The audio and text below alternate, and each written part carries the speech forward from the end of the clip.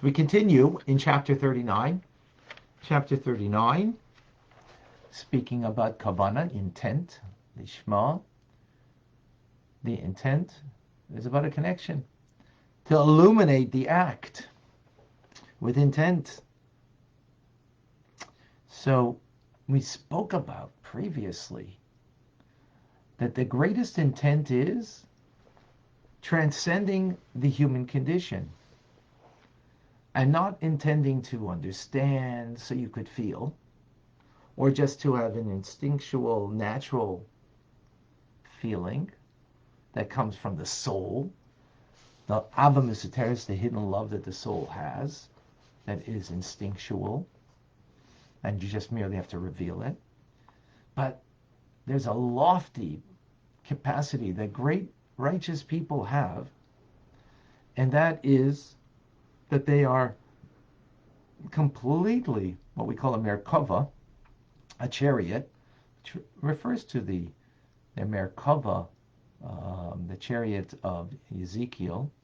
It makes some kind of reference to that, meaning the metaphor being that just as a chariot has no will of its own, it goes where the rider wants to take it. So likewise, these holy righteous people are so completely nullified and bound up to God that they're just, every limb of their body is merely a reflection of the divine. There's nothing about them that is not but a reflection of the divine. Why is that? Is because their soul comes from Atzilus, from the world of emanation, not the world of creation, but the world of emanation, divine emanation.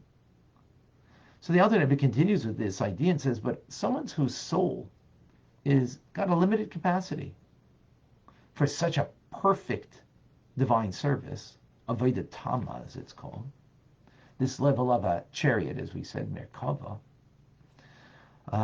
In other words, to be so completely nullified to the divine, to be absorbed in God's light constantly. That's too, But someone who only intermittently is able to get to this level. For example, during Shemona Esrei, during the Amidah, which the Amidah is what we call the silent prayer. As I say, 4 steps back and 4 steps forward for your private audience with the Almighty. Now it's over here, before Musaf. Prayer is like a ladder with rungs. When we begin, for those who are familiar with the prayer service in the Siddur, so when you begin until Baruch Sha'amar, those who have the Chabad Kahas Siddur Arizal, the blue one with the Hebrew English, so that's on page 30. So everything before page 30 is the lowest rung, which is the world of Asiya, the world of action, like the warm-up, so to speak. Then you climb up to the next rung, from Baruch Shamar until the end of Ishtabach. Actually, give me a second. I'll take the Siddur over here.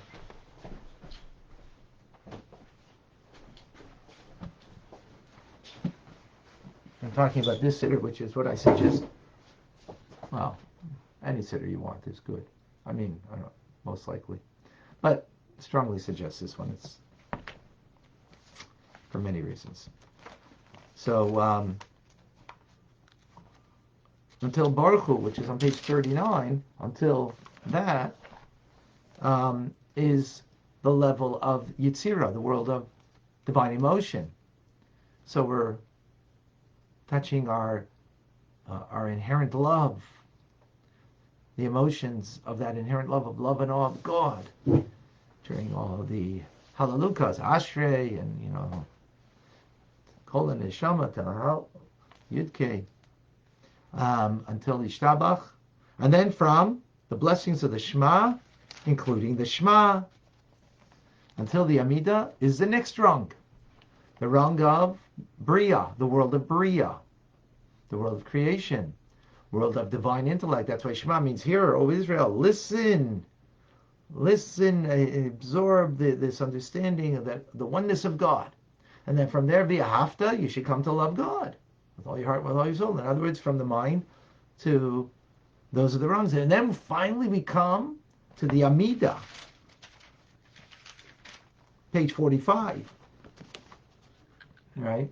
And this Siddur, page 45, where we're standing literally before God, meaning in the world of Atzilus. It's not in the created worlds anymore, but it's now we're standing in the world of emanation before God. Not so much more to speak about that, but we won't.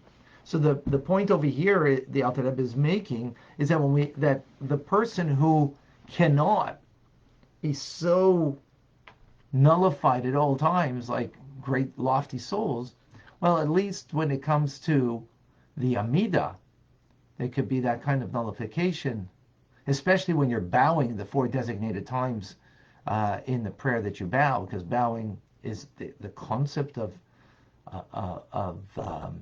nullified, of just being a reflection of the divine, right?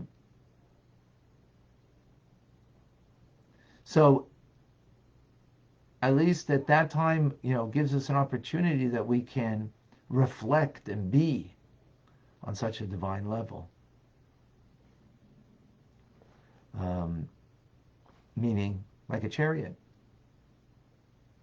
Now, even though the principal abode of such a person would be in the world of Bria, but they can have an opportunity to kind of live in the world of Atzilus during the Amidah.